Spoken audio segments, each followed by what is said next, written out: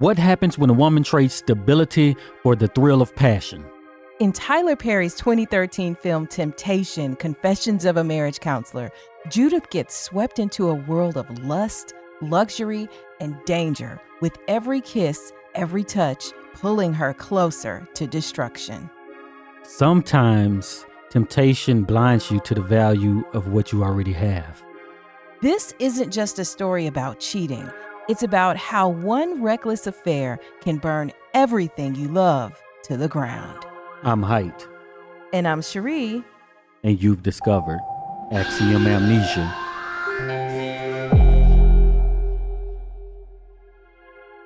We want to thank all of the supporters who helped to make this video possible.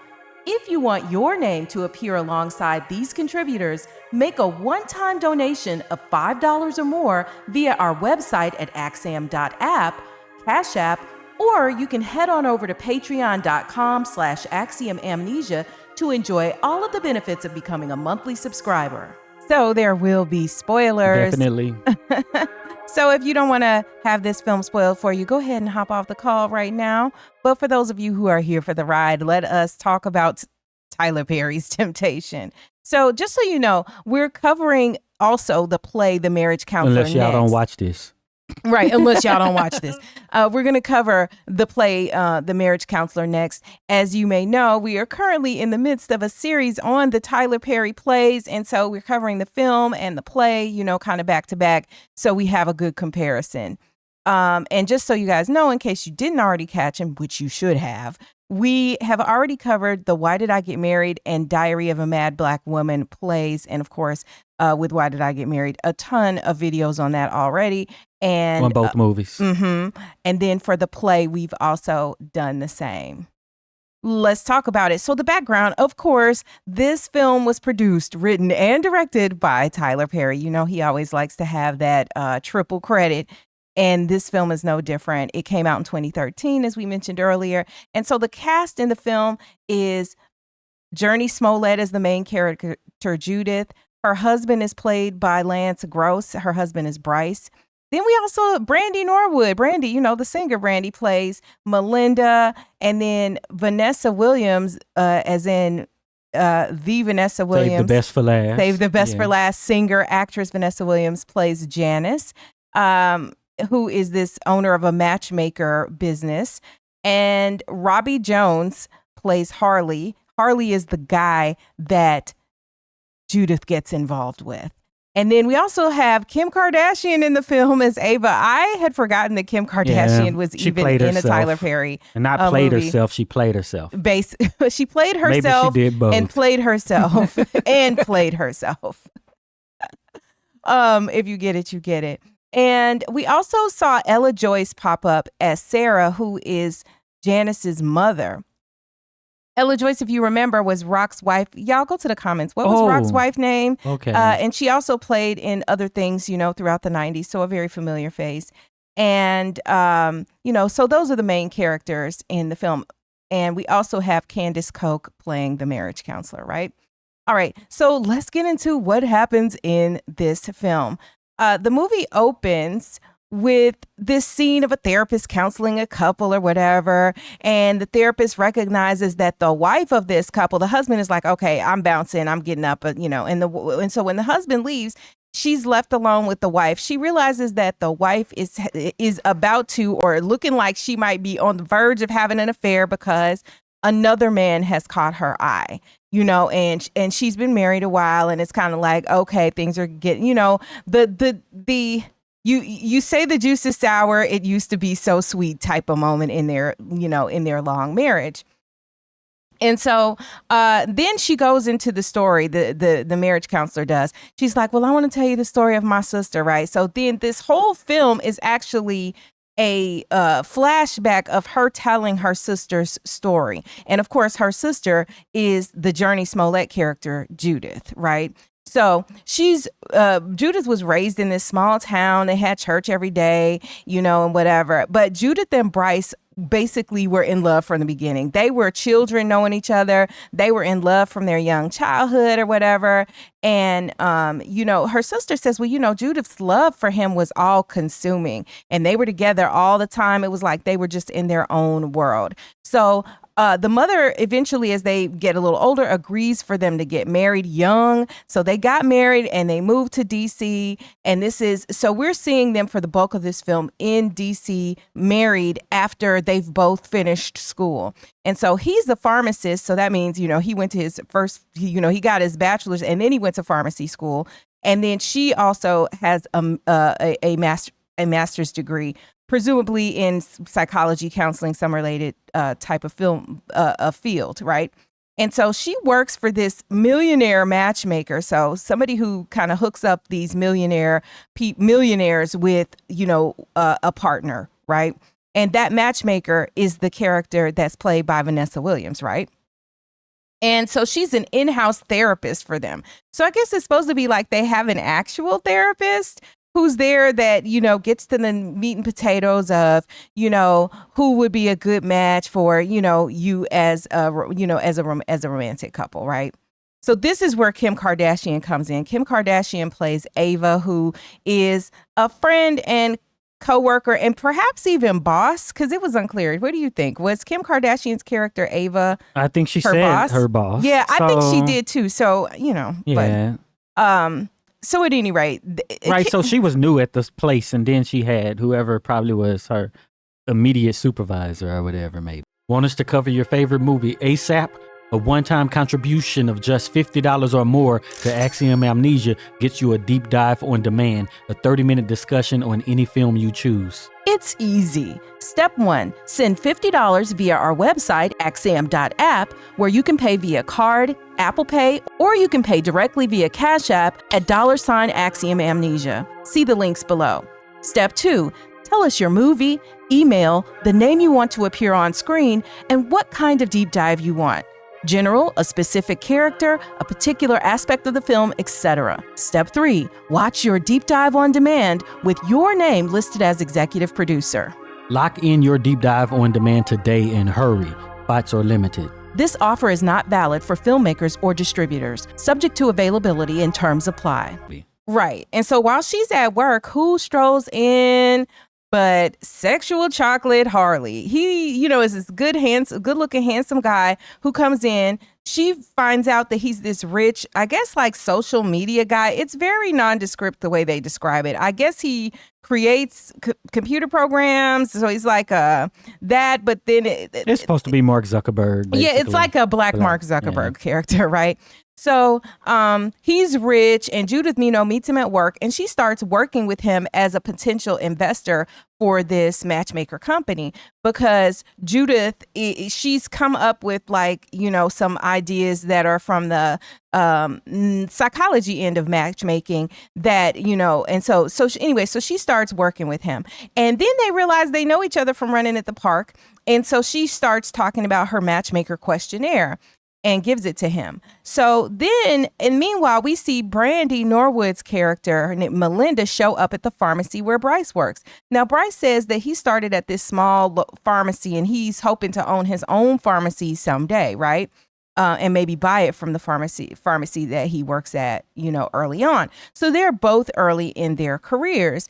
And he seems to love his job, but Judith hates her job. So Brandy Norwood's character is kind of this other person. So we really don't know where the movie is going at this point exactly, like who's going to get tempted, who's going to say yes, because you got somebody of the opposite sex on each of their jobs that could be a potential interest, right? So they get home, and Judith and Bryce, her husband, they go out to dinner or whatever. And it's made clear that they're still kind of poor because they've come from this small town. He's still driving their old pickup that they, from back in the day that they got married in. And so there's just at the beginning of their careers, they haven't really built any money, although they live in a nice looking place. But, they're just at the beginning. So they go, and then these guys are on the street, and then they say that's a fine as B, in comments about Judith.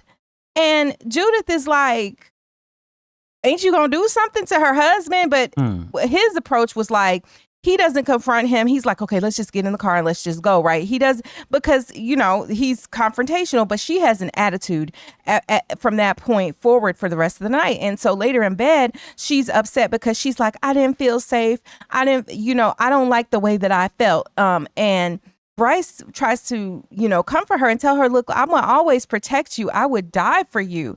And he seems to have lost she seems to have lost some respect and confidence in him as a man, because she's like, I felt vulnerable. You did nothing when these guys, came up to me. So then at work, Harley, this millionaire guy at the matchmaker job, he decides that he's going to try to make this computer program to administer this compatibility questionnaire that Judith has developed. And so he says he filled out the form to test it out for himself, and she starts to interpret his results for him. So we can already see that this is about to be some funny business, right? So at work, Bryce and his boss talk about Brandy's character, Melinda, seeming strange, right? And she seems to be hiding and not wanting to be seen on her way home. Like she's ducking off, putting hoods on, before she leaves work at the end of the day. And she's scared to be seen. And so she scampers back to her apartment. And then in her apartment, she got a bat in her hand, is looking around her place afraid, like, we don't know what's going on. Is this lady crazy? Is she just, so it's a mystery at this point in the film. So then we got Judith and Harley. They continuing to work, into the night on the compatibility program together. And then we find out, because, of course, Harley, because he is a predator, is going to want to know, well, tell me about your husband. And so that's when we find out that Bryce and Judith have known each other for 19 years. She's 26 years old, and they've been married for 6 years. So she wants to be a marriage counselor, and, she's got this big dream of that. And so this is not exactly, she wants to have her own practice. And this job is just maybe a way to that, but, she's really not enjoying it. So then Harley starts continuing to ask about her husband, and he says that he could help her become a counselor. He claims that his last relationship was back in college, and he fell in love, and then she just walked out on him, and he just hasn't gotten over it, right? So the thing is, right here, we start to see that he is enticing her, like, look at all I could do for you. It's temptation, right? He's tempting her because he's saying, I can give you more than whatever you have now. And he's trying to get the intel on her husband. So she gets up and she's all like, oh no. Harley first asks Judith if she's happy. And Judith is like, yes, I'm happily married. But Harley keeps on flirting and says that her husband is a very lucky man. So clearly she is vulnerable. And if she had good sense, she would have just avoided this dude as best as possible from here on forward. But she's young. She probably hadn't been tested in this way before, and she ain't got good sense. So, what did you think about how he was being slick, Yeah, that's just, I guess, what he would do. Because he's trying to get it, They also talk about, he asked, well, why are there no sex questions on the questionnaire? And she's like, well, there don't need to be any sex questions because I don't believe in sex before marriage because I'm a Christian. And so he was just like, so the whole company is trash then.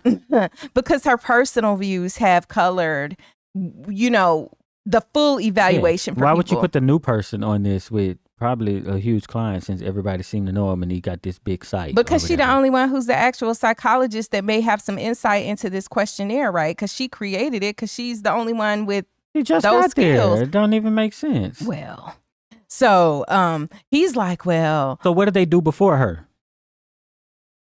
Maybe they didn't have it, which is the whole deal, right? Before they just had this woman matchmaking just off the top of her, they'll be good, you know. Well. But now they're trying to put a little science behind it, and probably so they could get more money out of these millionaires to hook them up, right? So Harley is pushing back on her, and he's like, so you only been with your husband? And, he continues to try to entice her, and talk about, there's no spontaneity. We would be doing it all over the house. That's why he showed up wearing lipstick? Bruh. The makeup was a little funny at this point in the film, because he did look like he had on lipstick. He definitely had on lipstick. Yeah. You know what? I don't like it when you can tell that the male actors are wearing makeup. But why wouldn't the character just wear makeup? Well, maybe that's what a This rich was the time where we would tech say guy does. metrosexual. Right? maybe. But he I don't know if that he struck me that way, but yeah. So, ultimately what Harley is putting before her is that she doesn't have spontaneity in her relationship with her husband. He's like, it's boring or whatever. But then he point blank asks her, are you getting turned on? And she like, no, so she goes home though. She done lied to him because she is hot and bothered. She goes home and she tries to be spontaneous with Bryce. He in there cooking dinner or whatever. She hop on him and try to get some, right there in the kitchen. And he like, stop. This is weird. That's we when ain't he doing should have this. known. You've been working with this dude, then you come home all hot and bothered. All right. So, he like, we ain't doing this. After we finish eating, we can go up to the bedroom and do this the right way. That's hilarious. So I was just like, man, I mean, come on. Now, y'all go to the comments because we know that, many of you have said that you grew up very religious and whatever. So if you grew up religious or you are super religious now, I have a question. Does this mean that you can't just, have all kinds of fun with your actual husband or your wife at any place in the house that you so choose to do it in the comfort of your own home? Like, this was wild. But I mean, obviously, I've heard of, people who are very religious and then they feel that, sex only serves a certain function and it shouldn't be anything more than that. So anyway, yeah. Judith. But no, so like in the military, I believe, I don't know if I looked it up back in the day, but that was basically the only approved sexual position. And sodomy is definitely a banned still. So yeah, you could get charged if you don't have sex the right way. That's so crazy. Like the fact that anybody would be in your bedroom is insane. But, you can be charged with adultery in the military, right? Oh yeah, I know someone who was. So... hello, go to the store, go to the comments, tell us your stories, because we know a lot of you all either were in the military or married to somebody in the military, all that, and you have got some stories for us. Did y'all know anybody that was charged with adultery in the military? Because let's just keep it real. Adultery is not uncommon. And so did anybody you guys know got caught up with that in the military? Tell us your stories, because they're just going to be interesting. So anyway, so the next morning, Judith goes to run. So it's the weekend now. She goes to run because she knows that Harley runs there too. So she done got herself dolled up. She's hoping he shows up, and of course he does. So then they start. He was peeking from behind trees like that dude in that yellow suit. Like the dude in the meme with the yellow suit, yes. And they were just looking crazy. She was looking crazy, but she's waiting on him. And so when he comes, she act like she don't see him or whatever. So as they're running together, a biker, she doesn't see a biker bumps into her on the path. And Harley is ready to beat this guy down on the spot. And so clearly there's this stark difference between Harley and Bryce, her husband. And she had twisted her ankle in the process. And so Harley insists, well, I live nearby, and he literally carries her to his house. Mistake number 2. Nah, I'm going on home. My ankle is messed up. You could carry me. You shouldn't be carrying me at all, but if you're going to carry me somewhere, carry me over here to this taxi stand so I can get a ride back to the crib, because I'm not going in your house. But she just goes with him. So now they're in his house or whatever, and he's putting an ace bandage on. What do you mean, no? She went out there for that. Well, that's what I'm saying. So again, if it's like I feel like she was curious. Now in this moment, because see, here's how these things would sneak up. That's what women call it. If there's any men out there, she was curious. I think she was curious. When a man does it, he's curious. He's just already cheating. I think she thought, hey, I could add a little thrill. I'm going to be doing a little flirting.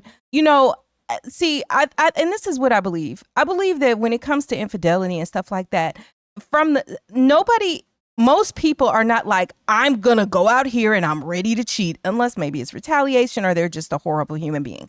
The way most people get caught up is that if they knew what the outcome would be up front, they wouldn't have put themselves in that position. No, but outcome. They think that they can, skirt right up to the line, to the edge of the cliff, but just not jump off. You think, oh, I'm gonna be able to. That's with risk of everything. Yeah. So, you're gonna get caught up, and this is why with things that you care the most about, the risk of those things should be low. And so, look, I'm not even trying to, avert your gaze, brother. I'm not even trying to look at you like that, because then you could get caught up. And this is really what we see happen to Judith in this film. Now, Harley is clearly trying hard to tempt her, to entice her. But at the same time, there were so many steps along the way where she could have just, cut it off.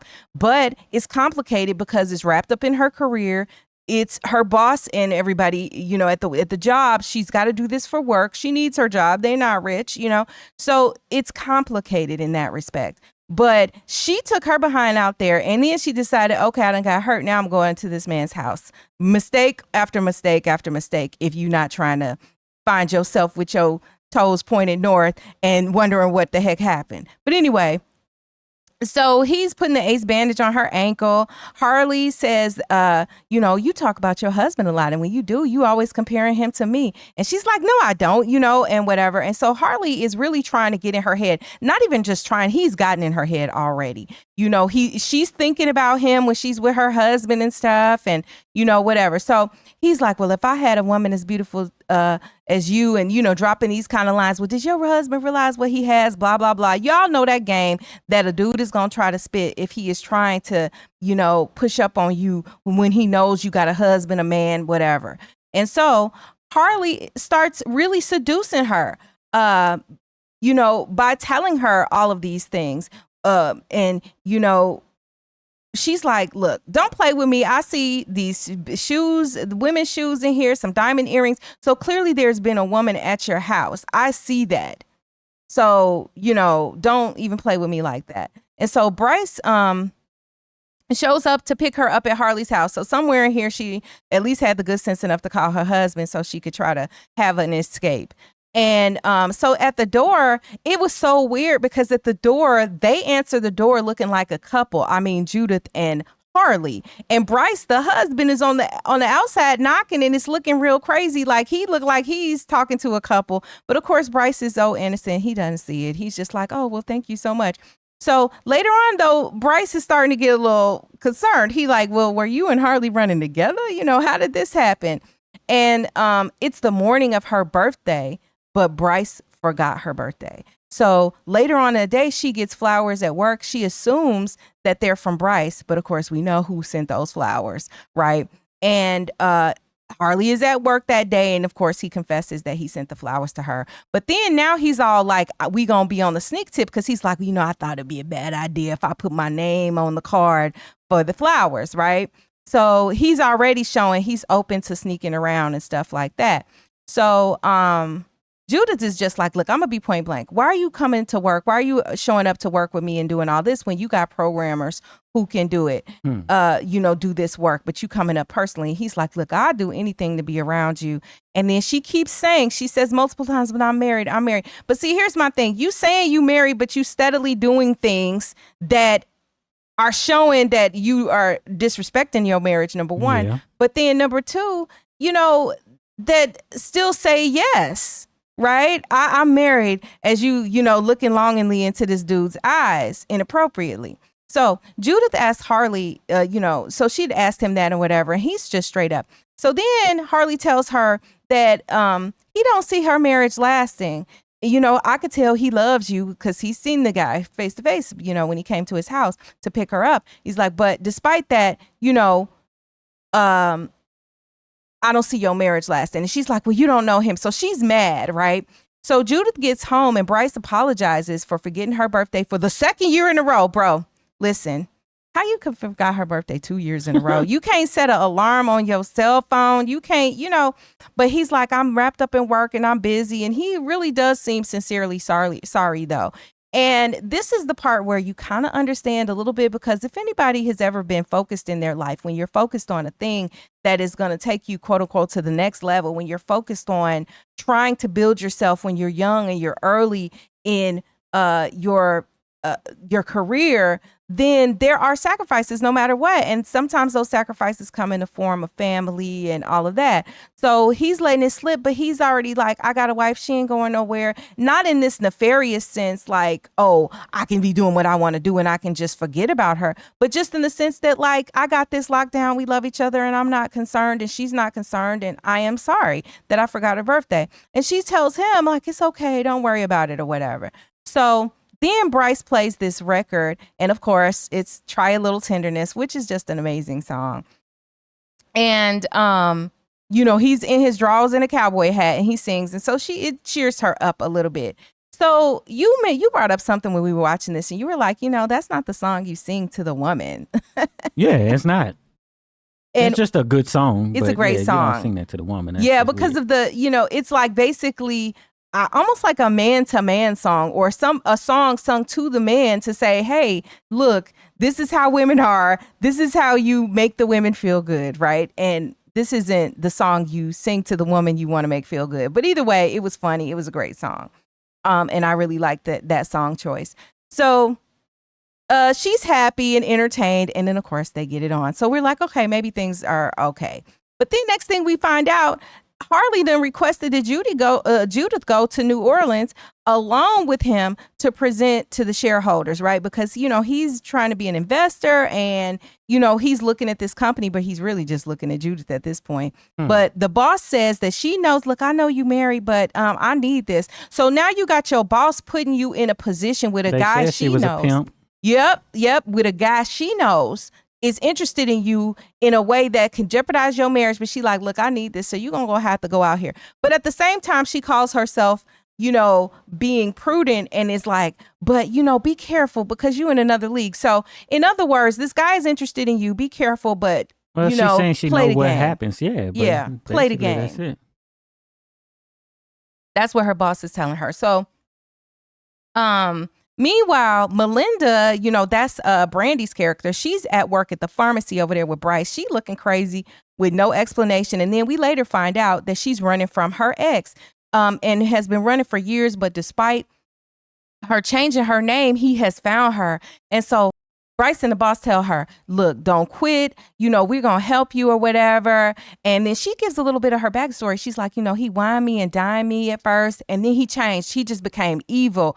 And I don't know if it was the drugs or whatever that did it, but he just became evil. So she says that he tried to kill her. So sometimes you never know who you married to is her statement that she makes. And they say that they will help Melinda, meaning Bryce and his, I think this woman is the owner of this, but she's like his boss or whatever.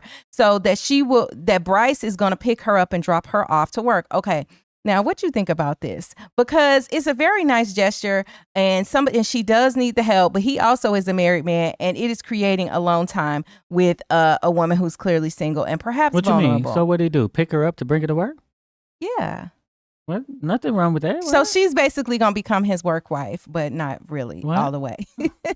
You get what I'm saying? Like, so because I'm looking at all of the things that each of them did that could have turned into something, right? So anyway, he said he's going to pick her up and drop her off to work. Go to the comments, y'all. What do y'all think about that? Was that cool? Do you want your husband picking up a woman and dropping her off? It's not about what you want. I recognize that it was needed in this case. She was in a vulnerable situation. And but I think that would need to be handled with care. Did he tell his wife? It could be handled with care, but the thing is about, all right, what do you value, right? Oh, I think there may be possibly distance somewhere that he might cheat or this lady get killed on the street.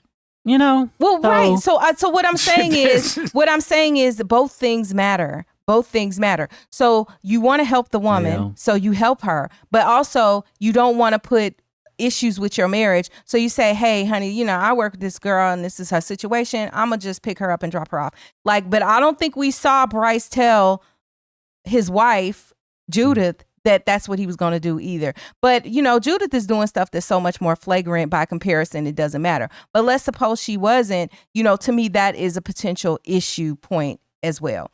So Judith at work, though, confides in Ava, that's Kim Kardashian's character, that her husband forgot her birthday and she asked for Ava's help for a makeover. Now, mind you, earlier in the film, Ava is very shallow. She's basically all about the look. She's like, you're not put together. You don't look good. And it's crazy because I didn't think she looked that bad in the beginning of the film or anything like that. And I couldn't really tell all that much. That's oh, but right. Yeah, but okay, yeah, because Journey's character, we like her, and I was like, "What you mean she don't look?" No, I'm talking about you are like her. Oh, I'm. Yeah, you're probably right. Yeah, she said I don't see nothing wrong. So it's those different types of people. That's why it's Kim Kardashian because of what she represents. That's a really good point. Or even now, you'd be like, if anybody showed up, like any of the women in here, they'd be like, where your baby hair's at? Because, you looking busted. It's just what people value and what they think is. Like even now somebody be like, man, those clothes, you watch these YouTubers, those, your outfit don't look good, but look, it costs $3,200. Or somebody, what was that? Was it Kev on stage recently was talking about somebody who had made a statement that you got to get a new outfit every time you fly on a plane or something like that. Or, I that's a really good point that I didn't even think about because I was like, what was such a big deal about what she, clearly Journey Smollett, the character Judith, is beautiful. So like she was presentable, her hair was done, like she wasn't looking like she just rolled out of bed. The reason that this may be done, I'm trying to pull the rich guy and she did it without that. But she had already started dressing up and putting makeup like when Ava was like, that's not makeup, that's make down. Right? She started going into work dressing differently and making herself up for this guy. So yeah, it's just levels to this. So when she goes to Ava and she's just basically like, you win, Ava, you can give me a makeover, because she recognizes that she's trying to show out, because she tells Ava, my husband forgot my birthday. And she's like, well, you forgettable.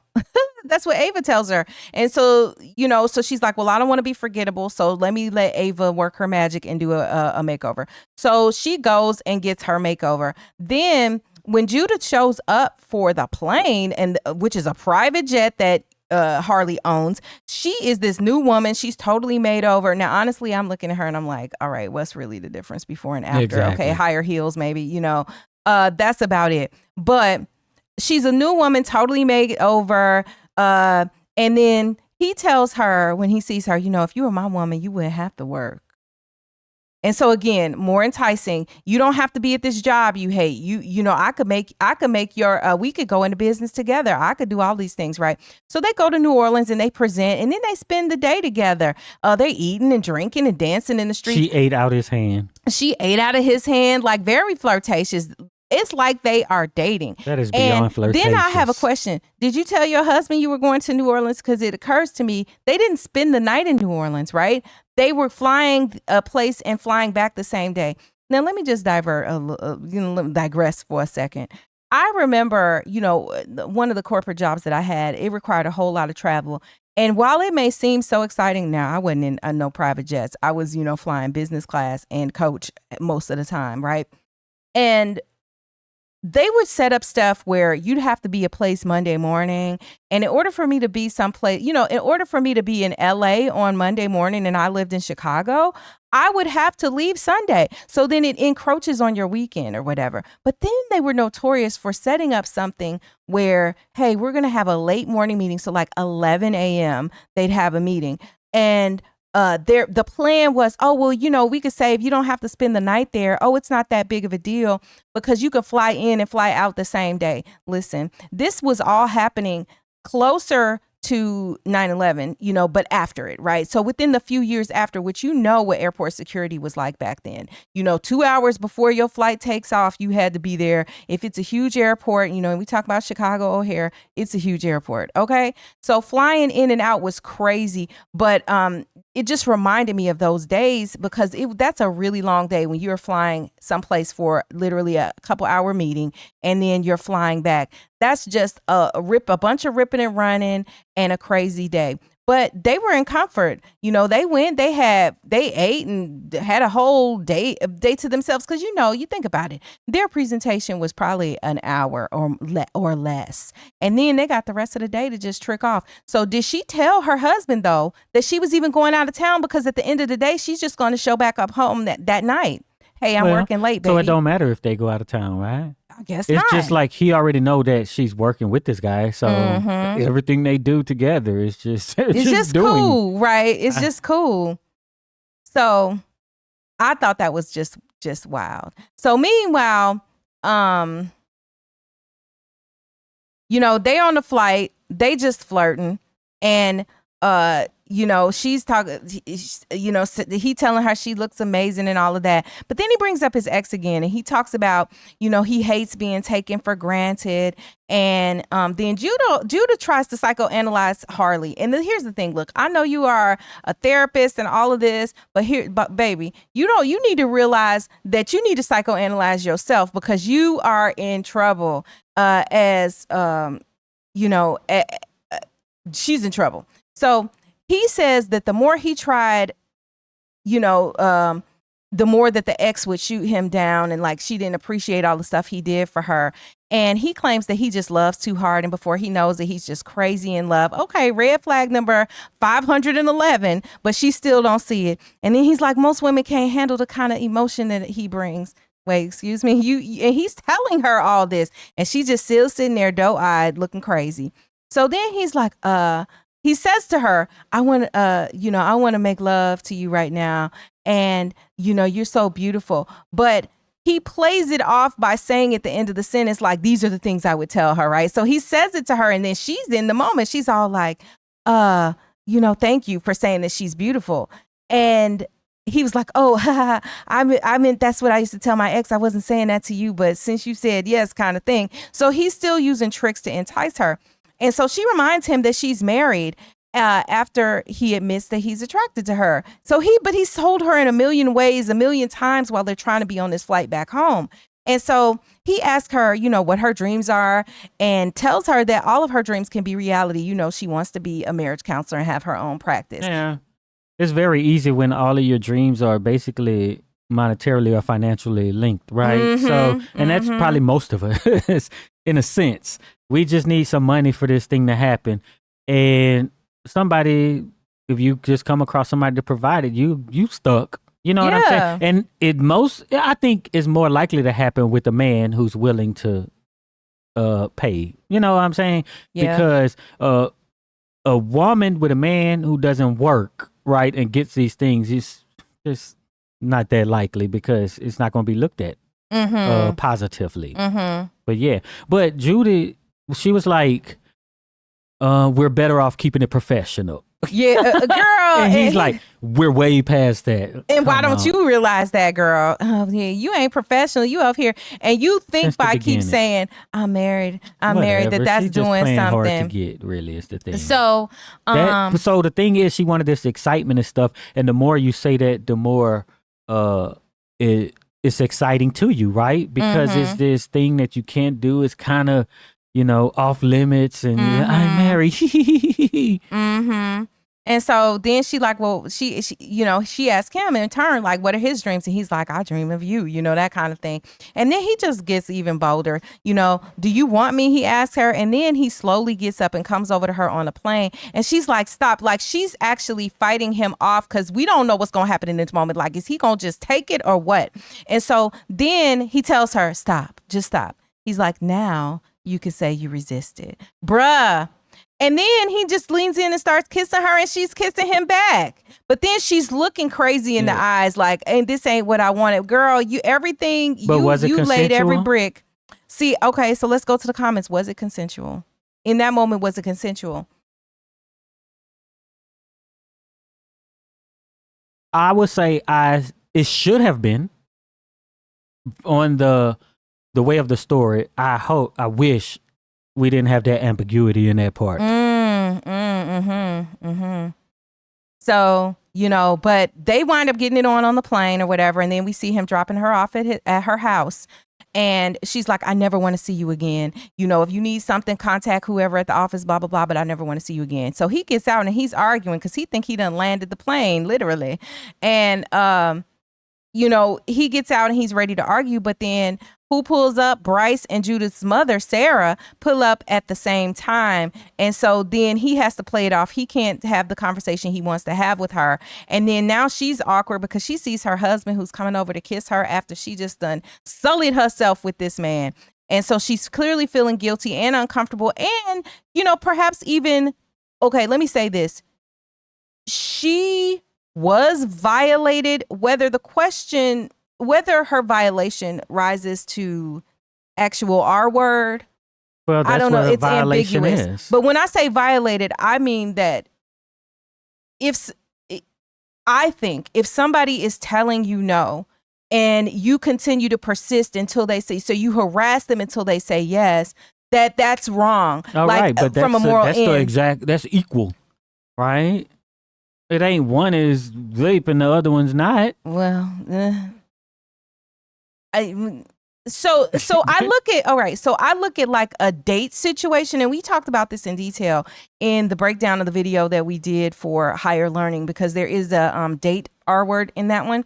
And to me, that's a very clear thing. Here, just because it's not clear doesn't mean that it is not. That's true. That's very true. So I don't know. Like, this is making if you're me reevaluate violated or everything. you're not violated. But so I guess I have to. So what I recognize is that there was a violation, and if I'm saying there was, then it has to be classified under that. I'm glad you helped me think through that one, because So so then I would say I think that that's the way number one where he was definitely wrong, and you know, now some people would look at this and say she just wanted to have a good time without going too far, and that he ruined that, and that's why she's like, I never want to see you again because you made me do something I didn't want to do. But made being kind of, I didn't want to do it and I blame you for my own decision or failing to stop doing what I should do. That kind of thing, right? Some people will see it that way. So when she gets home, you know, she goes in with her mom and her husband, and she's looking at herself in the mirror, and she knows she done effed up because she's just sitting up here thinking about how she had slept with Harley. But it's unclear to me if it's all pleasurable. Like, he's in her mind for sure at this moment, but she's also kind of angry, you know. And then her reverend mother, though, her mother is a reverend. She talks about Harley. And she's like, it's a good thing that y'all business together is over because, you know, she basically calls him Satan. She points out that Judith hadn't been calling in for the morning prayers anymore. And the mother is really going hard, pushing religion on both Judith and her husband. And Judith is mad at Bryce, too, because she's just overall frustrated with the situation. And so then at work, Harley has showed up there. Judith sees him, but Harley is not trying to come over and talk to her or anything like that. And so then Harley calls Judith while she's at home, and Judith is... Oh, I thought she called. Oh, he called. He called her. And then Judith's like, is this what you wanted? You just wanted to have sex and then ignore me? And he's like, look, you told me that you married and all this, and so I'm just leaving you alone or whatever. But he already knows that. So if he took it, right, it's kind of like, what if you liked it after the fact? Too, because it's like, let's say a kid gets kidnapped and then they get taken to Disney World. You know what I'm saying? Yeah. There's some crazy conflict there. Yeah. And there are, you know, I mean, and let's not pretend like on a sexual level that there isn't the whole R word fantasy thing that some people have. So, you know, like if we're being 100, and I know some of y'all, oh, that's sick and that's terrible. Look, I got to call it like it is, that we know that this is a thing that exists out here. So, you know, and he's just like, all right, well, if you want me, then just say you want me. See, she still doesn't want to come out and directly say it. And so he's like, look, where's Bryce? Put Bryce on the phone. I'm going to tell him. Right. And then she's like, nah, we ain't putting him on the phone. What are you talking about? See, and do you think he would have actually talked to Bryce on the phone? Do you think he was that crazy? Or do you think this is all just her manipulating her? I mean, it's both, right? So if you put him on the phone, I'll say it, and then what was he gonna say? Get what I want. What he gonna say when he put him on the phone? He's gonna say, for those of you who don't know, you should visit axiom.app And you'll be able to look at all of the recent videos across all of our channels. And I'm putting that on the screen right now just so y'all can see it and see what it looks like. Because there are a ton of videos that are over there. And also, I think that there are at least about 100 exclusive videos that are available for our Patreon members and our YouTube members. So, you know, if you're interested in more of our content, as I've seen many of you binge watching, be sure to check those things out. And What was he gonna say? Get what I want. What he gonna say when you put him on the phone? He gonna say, "Yo, I got your bitch." Shut up. But then he gets in her head even more. You know the rules. Your bitch chose me. That's what he gonna say.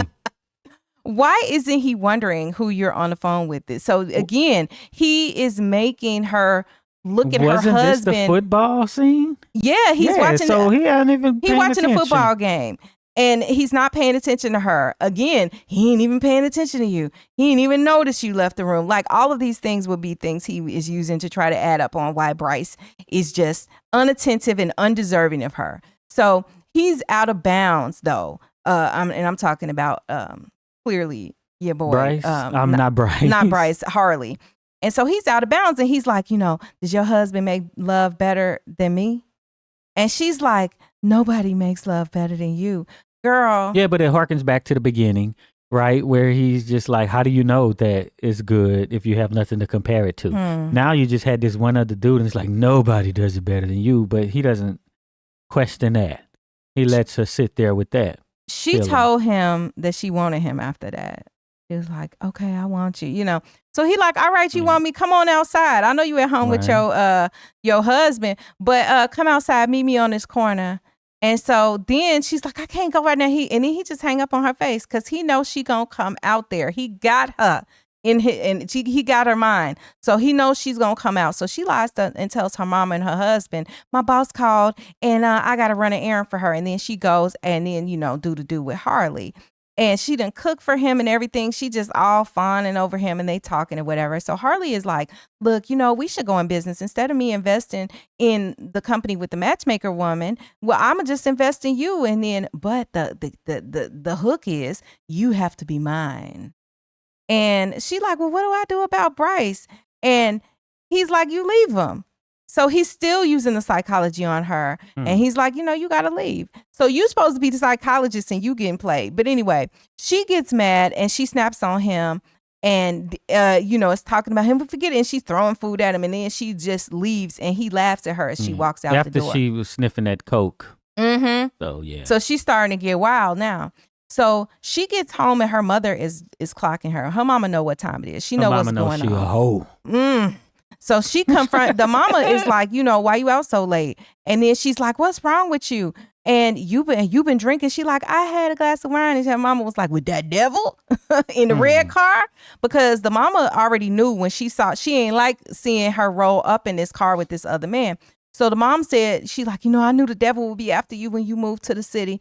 And she begs her to come back home, and she's, you know, rejects the mother's offer to come back to be more religious. Now, this reminded me of the movie Devil's Advocate, and you know, with Al Pacino and De Niro.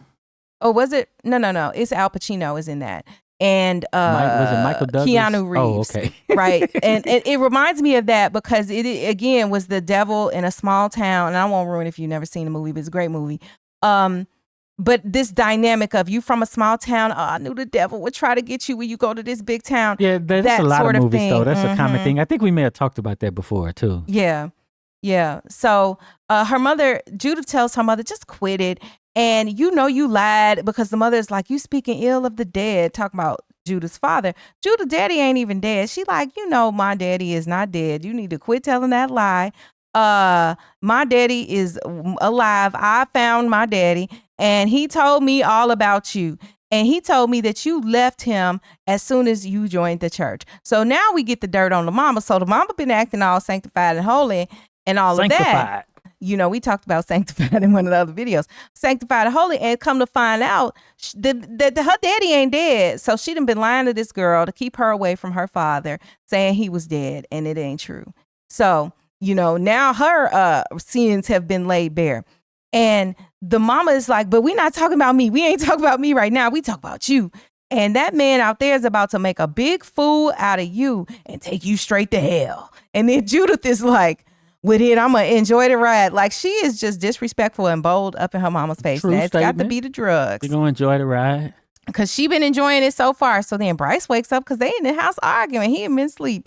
And during the fight, and then the mother is leaving the house because she just is so incensed. It reminds me of when you, although the fight was a little different, when we were talking about Diary of a Mad Black Woman, the play, where Helen's mother is like, I try to do everything for you. I, work my fingers to the bone to take care and make sure you have what you needed so you could go and, have a good life, right? Yeah. This is basically the same speech that the mama gives in this movie. I did all these things and whatever, and now I'm just about to bounce and leave because you over here disrespecting me like this.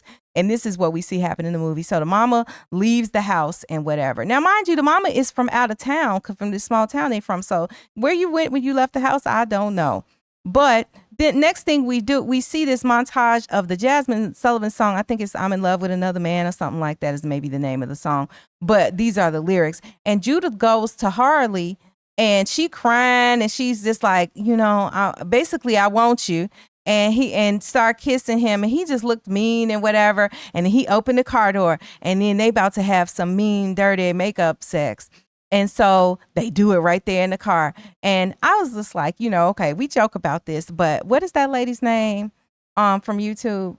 What lady? Oh, Alexis K. Tyler. Yeah. Listen, she done let him hit the root. If you know, you know. Alexis K. Tyler told y'all already probably 15 years ago here on YouTube. You can find some of her old videos where she said, don't let him hit the root, ladies. She done let this man hit the root. She over here doing drugs. She doing anything. She's throwing her life away for this piece of ding dong. And so she and basically if you listen to the lyrics of the song, she's feeling like she's in love with him. But go to the comments. Do y'all think she's really in love, or is this just the initial newness of something different and he done laid it down on her sexually? That's all love is. Well, I don't know. I would argue that, but not right now. Bryce is all alone. And she out here running the streets. She gets real disrespectful. They just running the streets, going down the street, shopping and being together and everything. And Bryce is like, where's my wife?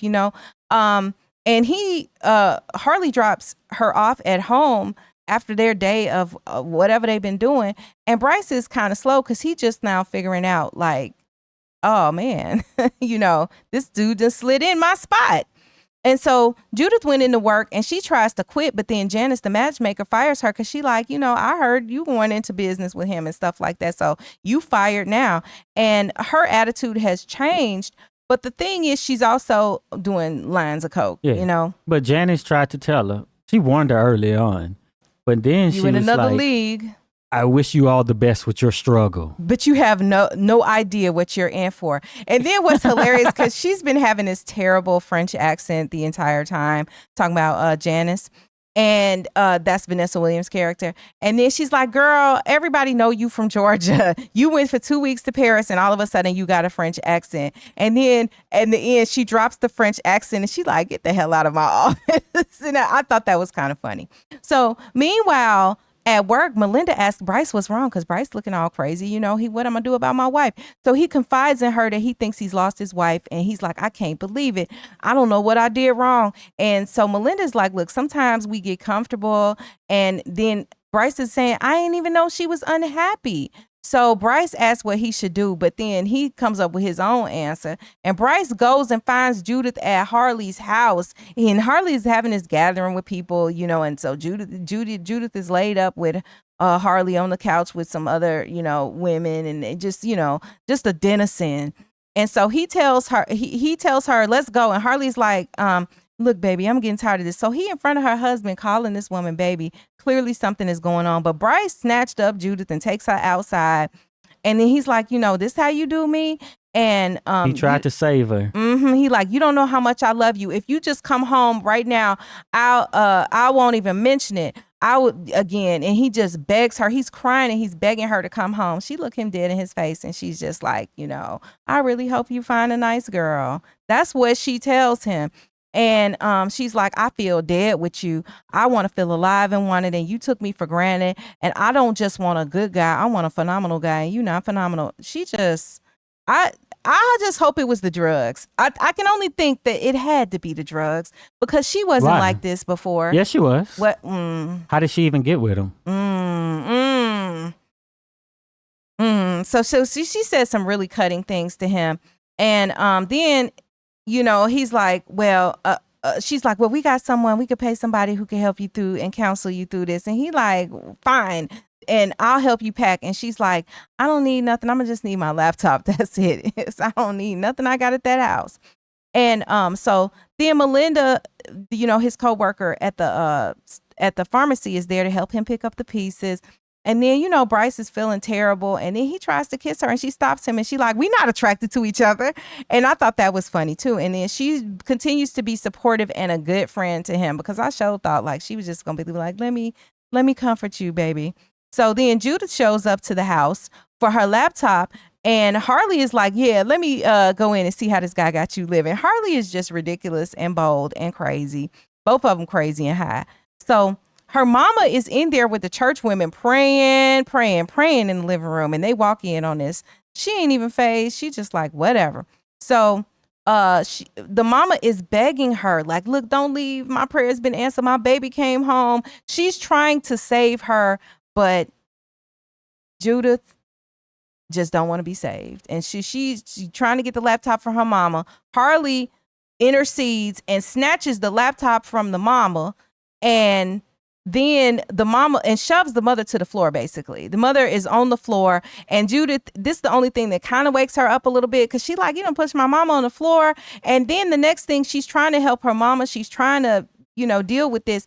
And Harley snatches her up and is like, come on. So then they arguing back at Harley's house when they get home. And he's like, you just gonna take her side like that? You gonna take your mama's side? And she's like, but basically you wrong. And then she says to him, just because your mother abandoned you in a crack house don't mean you have to abuse mine. Listen, her mouth been reckless for the last 24 hours.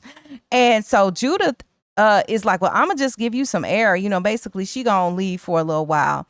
And then he just straight punches her in the face. So she's about to get a dose of reality right in the face. Next thing, we look at Melinda. She's confessing to Bryce that she has HIV.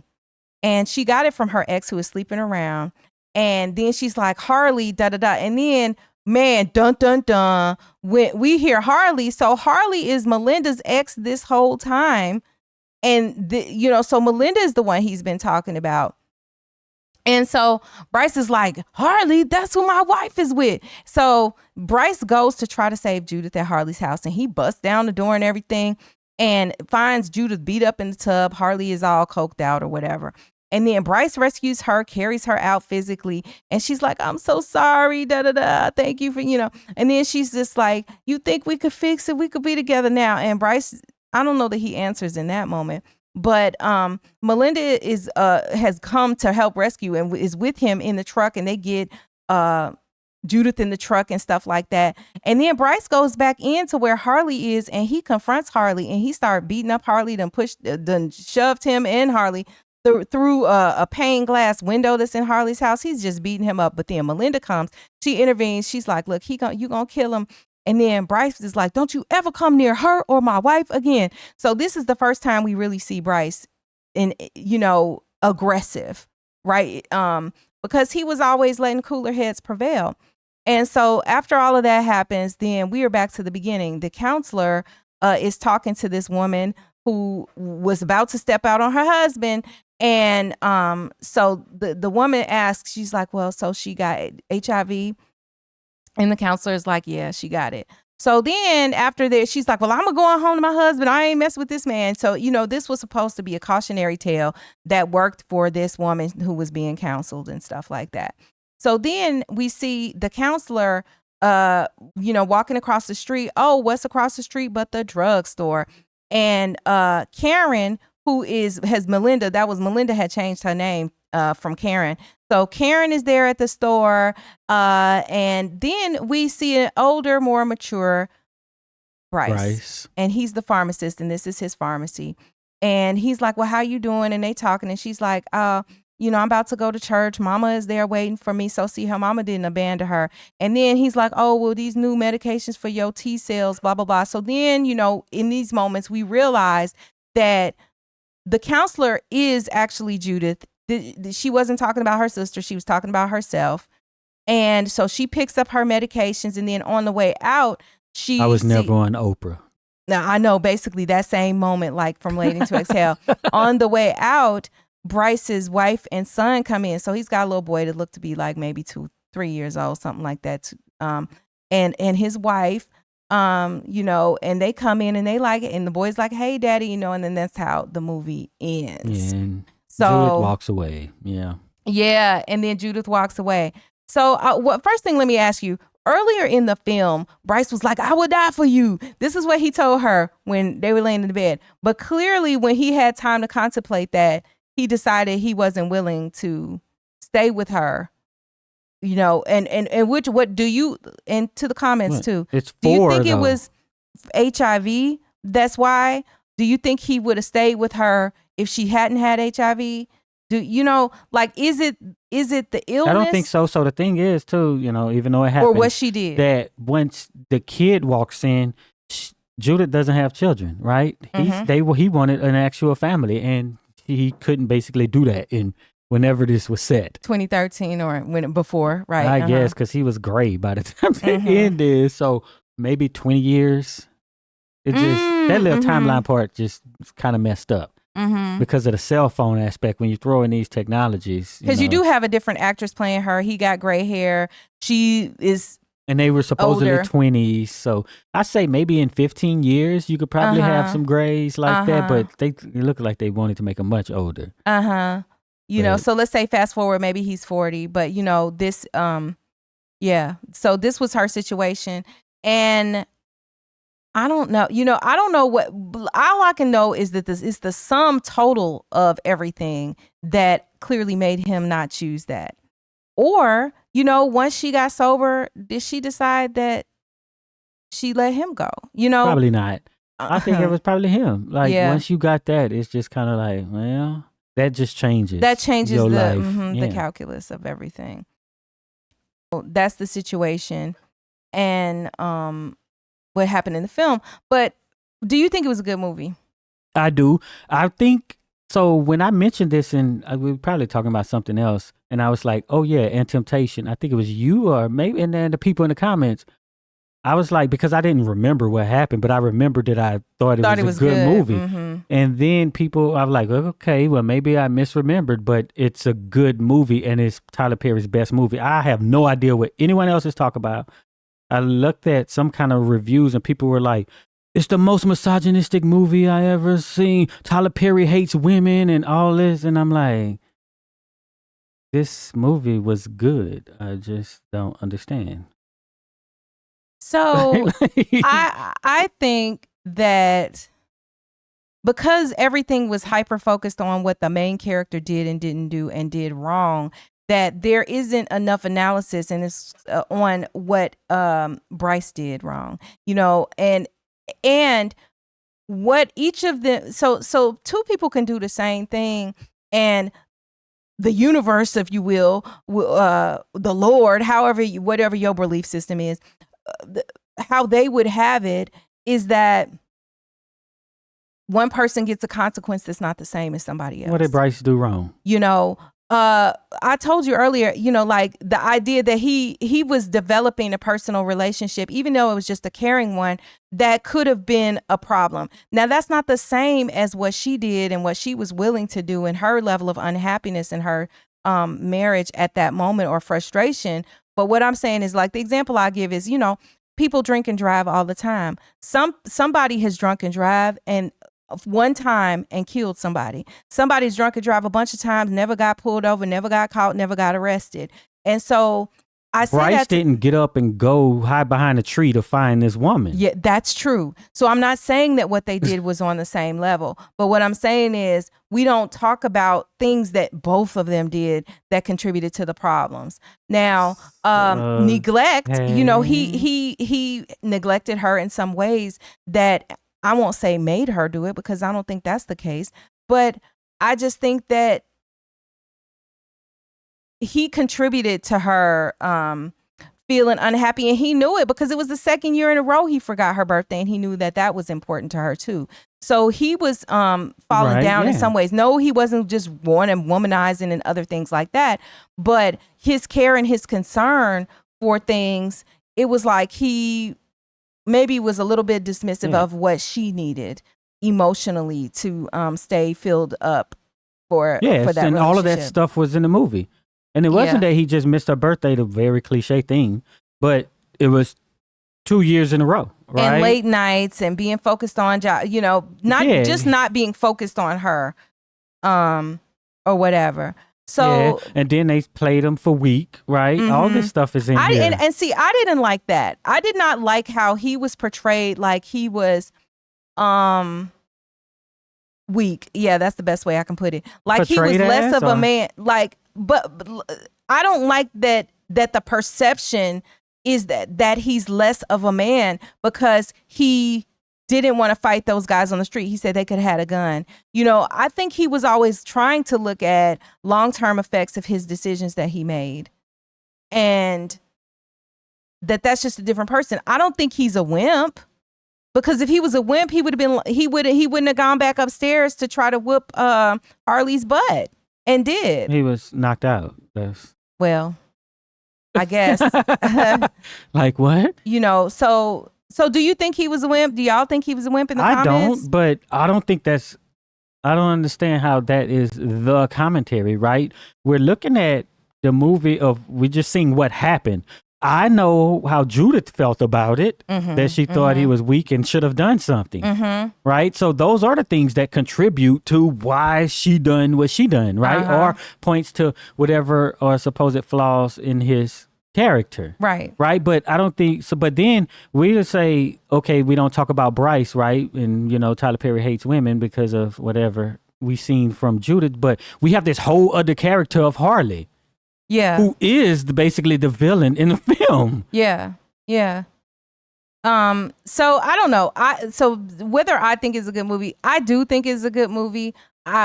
From all of the stuff that it made, y'all know, I think a movie is good based on what it makes me contemplate, Yeah. So the thing is, all of the things that was put in here in the beginning added up to the things that happened, right? So the dude on the bike, you know what I'm saying? That was like a subtle sign of how aggressive it was, but that brought her in. The whole thing of he is telling her, she wants something different, right, and exciting. Basically, she gets the opposite, right, of what's with her husband, the stable, whatever thing, the more calm guy. Then she got the crazy wild sex, aggressive. Then you got the rich. The whole money part is very big because of the value we place on money. She gets on a jet, you know what I'm saying? And then she feels a certain way and then my dreams can be answered. And because he seems concerned about her dreams. Right. And he can make it happen. Right. That's not that's a critique of misogyny, right? Where this idea about being able to provide monetarily versus the guy who doesn't have anything but is just a good person. You know what I'm saying? So and who will eventually, who is building himself and will have things. Some of the problems though was like the whole Melinda thing was overdone, right? How she's just running very paranoid and all this, and we already know it was gonna be this guy. Right. So and she never told them who her ex was when it's just this famous guy and stuff, And let me just say, it reminds me of twist on twist on twist. That's one of the things that Tyler Perry loves to do is have some twists and, have you going back and forth and all of that. I think it was just two really, right? Yes, but what we just covered, and it actually should drop the same day as this video. We covered the movie Highest to Lowest starring Denzel Washington and did a review of that. That is actually on our other channel. I'm gonna link that in the description because I say something about these and basically in that film how twists affect the way we see movies in that. And I'm not going to ruin it for you, but it reminds me that, sometimes these twists just can be too much. Yeah. You know, like you already But- know we gonna find out something we didn't expect to find out. It's just like so formulaic that it becomes very predictable. But what makes this a bad movie? So What's the one that they say is really good with the Charlotte and whatever? The Family That Alfred Prays. Woodard. Yeah. Yeah. What makes that better than this movie? I don't know. A road trip movie where nothing happens? Maybe because there know? were more dynamics going on. This focuses only on one relationship. That one focused on friendship, mother-daughter relationships, mother-son relationships, all these familial relationships, and then also smacks a woman. multiple romantic relationships. But I think it's interesting that Tyler Perry hates black women and he hates black men. Yeah, I don't think that that's true. I think that the critique that from this film that, you know, is so misogynist. Now, what I would say is it can be cliche, right? Because everybody's like, oh, you know, Desperate Housewives, that idea, right? The idea that every wife, and she wasn't a housewife, but you know, is going to be bored because her husband is stable, you know, that doing the right thing and being with the husband, and I put doing the right thing. But the whole thing of too is that the man forgets your birthday. He don't pay attention to you because he's watching sports, right? Those things are in there. Yeah, they're just but cliche. Then when you talk about like, oh, how you portray a woman, Kim Kardashian is in the film and she is the embodiment. Mm-hmm. It happens. We know one of the biggest stars who millions and millions of women follow is right there. And what type of woman is she? Y'all might. I know some people who like, oh, she's so great and all this. Yeah, that's what I'm saying. If you hear women talk about, so there are women who idolize Kim Kardashian, who think, oh, look at her, she's a mogul, she's a great business person, and now she's even a lawyer. And what that character Ava cared about, that's what Kim Kardashian cared about in some other things, right? Yeah, that's what she embodies. So I think that there were true representations, but just like usual with Tyler Perry, these are overblown. Everything's exaggerated, right? They're not necessarily realistic to this degree. You know, and which ones were exaggerated, right? So if I compare The Mother in Boys in the Hood to Harley, that was very subtle on how he happened. Some guy who's trying to get a woman is going to be very over the top like that, to saying doing all the right things. And there wasn't Ashtray bitch was just all of a sudden he snaps. A line from A Fall from Grace. They basically had a fight, right? He showed his character, but we seen the subtle signs like with the guys on the bike who he got overly aggressive with. Yeah. Right? But then when they got into this little conflict, then with her mother, and then it basically spilled over into the house. Well, so here's my question. Is there ever a time when a guy who is overly aggressive with men, not overly aggressive, never ever have hit a woman or gotten overly aggressive with a woman? Like, does that exist? Because every time I see a man who acts and behaves like he was acting in here, that's always a red flag to me. I feel like, a guy who behaves like this would potentially hit women. And I immediately start thinking, oh, if my sister was with them, if my, cousin was with them, if my whoever, I would be a little nervous. Yeah. And especially because, things like that are often hidden. You don't really know who is getting beaten on at their house. You don't know what's going on behind closed doors a lot of times. So I think the whole Melinda thing was maybe exaggerated. I don't know. Maybe some women like that. But it's just like putting on the hoodie. He found me a year ago, but she probably was really paranoid, right? But I just didn't like that whole thing, how that was shown. It was just, that was over the top. Well, and then But a movie doesn't have to be perfect to be good. So. Yeah, it doesn't. I mean, I think to me, there's no question this was a good movie. I don't feel like this was Tyler Perry's best movie, but part of that has to do perhaps with nostalgia and just certain things I like about film. The first Why Did I Get Married will always be my favorite, with The Family That Prays being a close second. But this one is up there. This was a good movie. And but if you take it with the cautionary tale trope, it fits right in and it meets all the it checks all the boxes. Yeah, but so does every other movie that people like. That's what makes movies. Mm-hmm. You have the cautionary tale trope or the, whatever moral there is. Otherwise, we won't even like the movies, right? And what I will say, I think he did successfully, Tyler Perry, is that he went through and he touched on a lot of different things, because we got, like the departing from your upbringing to living a lifestyle that's different. We have a drug culture. We have this shallow appearance-based kind of culture that we saw with Ava, Kim Kardashian's character that you had touched on earlier.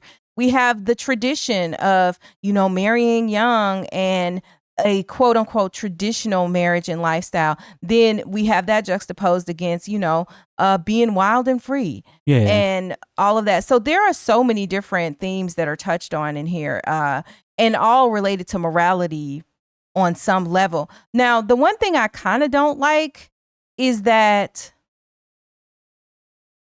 that she wound up with HIV in the end. Although that's a very realistic thing, and we've seen it happen. We've all read the stories. But why of don't people we who've like gotten it? Right? I think it's stigmatized. That's why a lot of people who review it talk about it. And then she have to have it. Well, she was doing these things. Yeah. And on drugs and stuff, and drinking and doing all. What? You know what I'm saying? The reason I don't like it is because he did it because of stigmatized too. Yeah, well, right, because that's the worst that could happen, right? If it just ended some other way and you just got beat, then whatever. But now you got this other thing that was the propaganda of the 80s and the 90s too. Yeah. But go ahead. Yeah, it's just. No, you say you didn't like it. Oh, I didn't like that she got it because it makes it like that is the punishment. Right. And so it's not just the stigma of it alone and the way people, have treated and continue to treat people with HIV and AIDS, but it's also the idea that you got it as a punishment because you were sinful. And what? I don't like that reinforcement of that message, even though it's never said, right? It's kind of like part of the reason it's stigmatized is because there is and was the idea that the people who suffered from HIV and AIDS deserved it in some way. What about her getting beat? Is that seen as a punishment?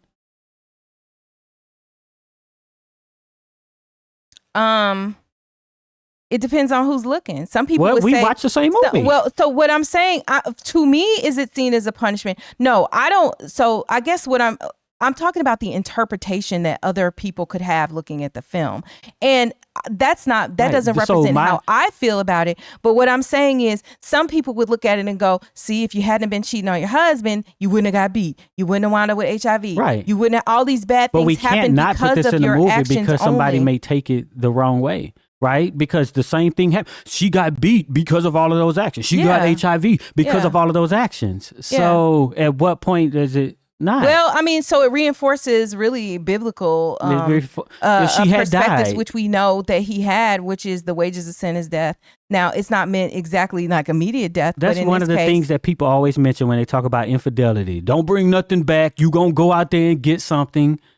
But that's a more recent thing, and by recent I mean in the more recent decades than in the past, because it wasn't killing people quick the way HIV did. If you got syphilis, eventually you might die, but without treatment. Yeah. But it took a longer time. But it was the idea that there's these diseases, and yes, why not include the extreme, like these things? When we watch the movies about selling dope, people die.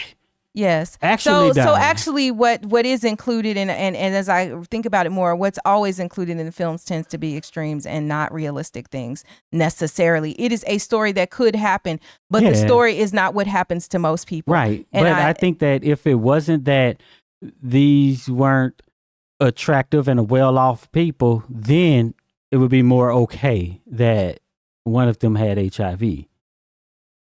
Or if they was just gay men. Yeah, and I think that that's how people might look at it, right? When I look at it, I feel like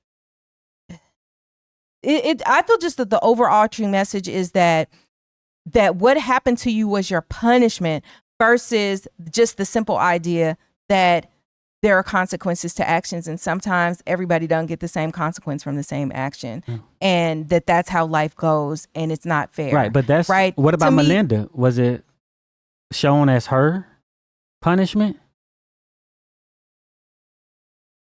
No, I Because think we didn't know what led we don't know to the her. guy. Yeah, we don't know what led to that situation. But what we seen was that she was enticed by this smooth talking guy who, when we talked about somebody being a master manipulator, and I was talking about how money basically just does it, right? Then, but that was there to easily manipulate her. If he hadn't had the money, it wouldn't have been the same. No, right? because he couldn't have said, I can offer you your dreams and giving you this lavish lifestyle. But it would be like you're to blame for being enticed by something that easily enticed most of us. In a capitalistic world where you can't follow your dreams. Well, and then look, when you wrap that up with what you might see within the church these days with ideas of prosperity gospel and name it and claim it, and it's fine to be rich. We should be rich. We should all have money and get money. Yeah, that's your reward and all that. Yeah. So it's a lot of mixed messages. It's very muddled up, but again, one of the reasons that I like the film is that it causes me to question what was going on. What were the dynamics? Was she intending to actually cheat with physically and have sex with this man? Was she violated or was she not violated? And how different their two lives are too, right? Yeah. Because the rich guy, he has the same disease or syndrome, I don't know, illness, whatever it's called. He has the same virus. He can live this lifestyle that she can't, even though she has the same thing, right? Your consequences are going to be different. You need to think about that, right? Yeah. Well, and I mean, even if you think about like how it was for rich people once there were drugs that could treat HIV, like today, it's not the same death sentence that it was in the past. And we talk about this a lot because, as a child, I remember writing, when I was in single digit grades, like, 4th, 5th grade, writing about AIDS, acquired immune deficiency syndrome, and it was being new and people not really knowing about it and stuff like that. And we had in-depth conversations about this related to what movie was that? Dead Presidents. And we were talking about what Skip may have had. And I guess I can link that video in the description, but we were saying, like, did Skip know he was going to die? And the question was always out there, what did Skip have? Something was in his blood and stuff like that. And we had people who were like, oh, well, HIV didn't come around until the 80s. No. It's documented that it was around far longer than that, and maybe even as early as the 60s. So that's a conversation that we have related to that. And it was a death sentence in the beginning. Yeah. Even the rich people were dying in the beginning. Liberace and, all manner of famous people. And so later, though, it became different. By this time, by 2013, somebody who had the money to afford the best drugs, even back in the day, think about when Magic Johnson came, even though some people say he never had it, but I don't believe that. But Magic Johnson, he was in a position to afford the best of everything, and he's still alive and appears to be pretty healthy. Yeah. At this point, when a lot of people who were diagnosed around that time didn't survive it. Yeah. And that's the privilege of money. But so the thing is too, if we get these movies like this and then these sort of issues are never brought up. So let's say he didn't give her this, then we just end up not having these movies. Or the conversation. Yeah, that's what I'm saying. Them. Having the movies with the thing in it, right? It'll just, we'll go 15, 20 years. And how come nobody in a movie ever had HIV? Because it's taboo, to have this. Yeah. And I think we're basically coming upon these things, right? Certain things just never shown in movies, right? Like the time where they say, well, all black people ain't in the hood, right? So then we get all of this slew of media where we just show lawyers and marketers, lawyers, right? marketers, and doctors, right? But then I can't say not every black person is a marketer, a doctor, or a lawyer, right? But then that's just more acceptable. And right? So then we start telling these sanitized stories that really ain't that pressing. Well, and I say this all the time, and I'll reiterate it again because it bears repeating. We deserve to have all of us represented, meaning all of our culture, all of the different socioeconomic levels within the culture. We deserve to be able to analyze films that are the best, the worst about a subject that's comedy or drama. And I don't think any of it is wrong, right? Because if it's representing the culture, it just can't be wrong. And we deserve to be able to have that out there, just like the quote unquote dominant culture has films about everything, good movies, bad movies. Like, we deserve to be able to have bad movies too, even if they are bad. This ain't a bad movie, but you get what I'm saying? Yeah, but some of the glorification of certain things too. It's like, but movies just have messaging, and some messaging you just ain't gonna agree with. Yeah. But the more things that we have that diversify, the better. Yeah. So every movie shouldn't be a hood movie. Every movie shouldn't be about, a lawyer and a doctor, but we need those movies that are about lawyers and doctors and TV shows that are about that. Like, I just think that we should be showing the diverse ways that we live in the culture. Yeah, because like when I'm on streaming services looking for something, and then everything, a cop, former FBI agent, former military, a cop, law enforcement, like this is just crazy, man. I'm tired of it. It's hard to find something to watch. I'm tired of seeing about cops. Yeah, because there are a lot of, and people love those TV shows, right? They like a lot of cop stuff. They like a lot of because that's all there is. What else you gonna watch? Well, because nobody's making any. Well, people's trying to. But make I mean, it, there are all kinds of niches. Like, I didn't even realize that this was a thing until a few years ago. But like the Hallmark holiday romance niche, I love it. I love it. All the little holiday movies where they fall in love. Yeah, a bunch of Christmas. But like B ones with plenty of black folks in them, right? Because Melinda Williams, the actress, she stars in a whole series of them. And I was like, oh my gosh, they have another one. I mean, and I love it. And so did Kelly Rowland from Destiny's Child. And like Superstore, right? Oh, look, who would have thought? Show about people working in a grocery store. Basically like a Walmart kind of deal, right? Yeah. Like, what? Why is it only basically one? Mm-hmm. That's crazy when so many people are like, what?